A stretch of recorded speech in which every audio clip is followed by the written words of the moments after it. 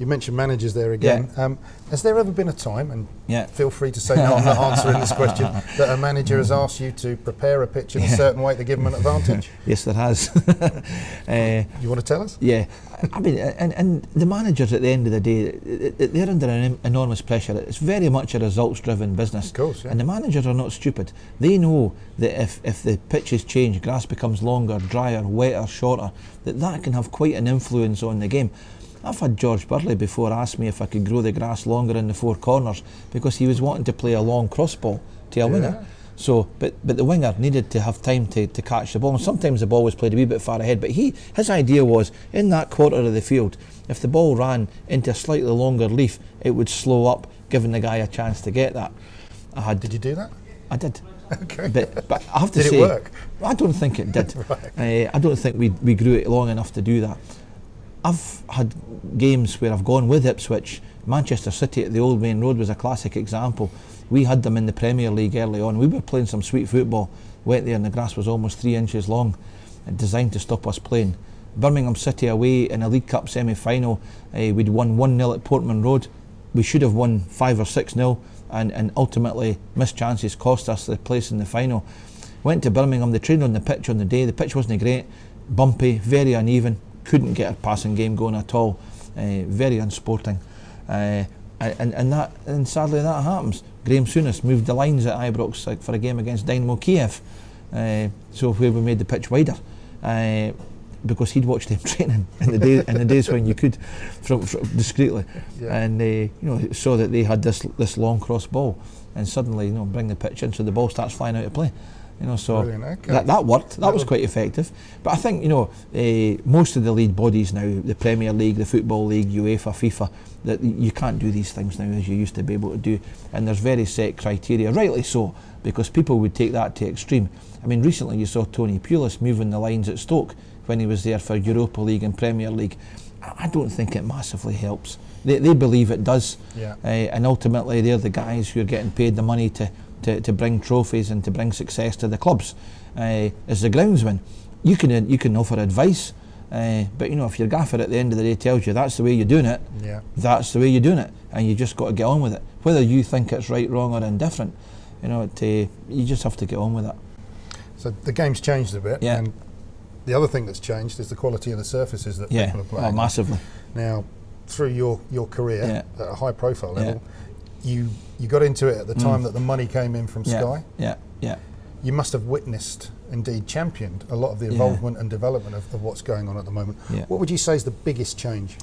I think the biggest change in pitch constructions has been the Grassmaster, and now SIS pitches have come in with an alternative, which is very, very similar, but is also very, very impressive. But I think the actual construction of the pitches, without doubt, has been the biggest thing I've seen change. Like huge change.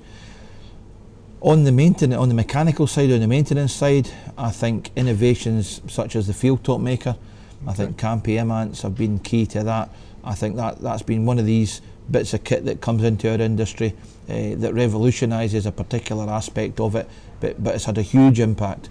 The Vertidrain, when it first came in from Holland, from Redexum, and look how that's evolved. Everybody now, whether it's a Vertidrain or not, talks about Vertidrains. Sure.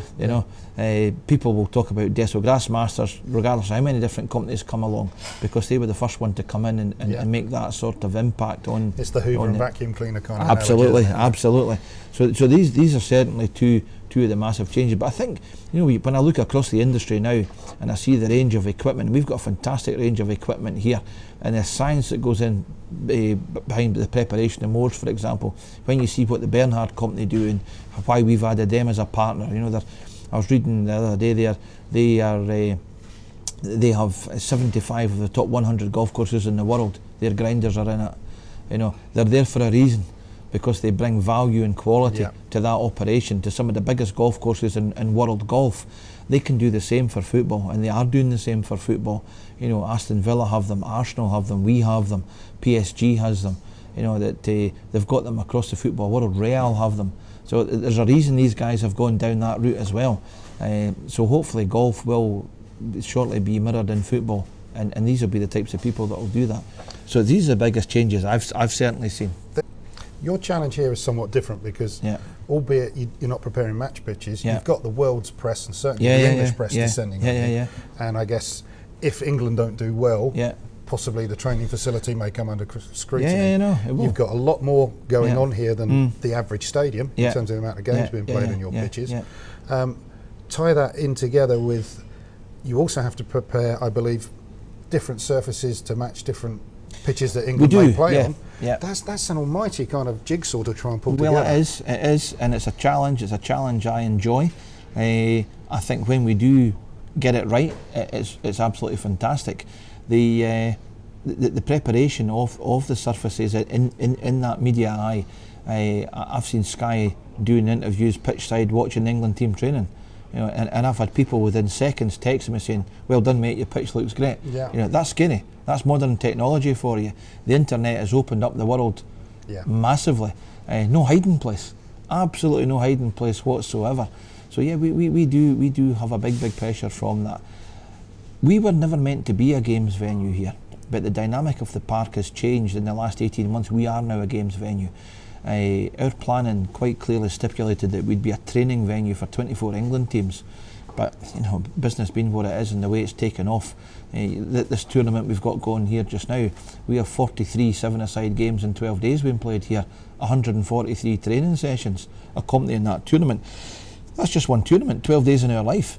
So the media focus on that has been enormous. It's the biggest disability football tournament England's ever staged. So to have the privilege to be able to stage that at this venue is fabulous. But it is a challenge. It's a pressure. We know it's there. We come out of this into the pre-season. We have Norwich, Crystal Palace, Benfica are coming here. We have Burton Albion will be back here, the Nike Academy base here, and we'll have one or two others who will rock up for a couple of days to take care of the medical facilities or take advantage of that and use our pitches. We come out of that into Rugby World Cup. We're a host venue. One of the pitches will be a host venue for Ireland and Argentina for the 2015 Rugby World Cup. It goes on and on. So you're never out of that media focus. And you're right, if it's not right, I will get it in the neck. Keeps it interesting.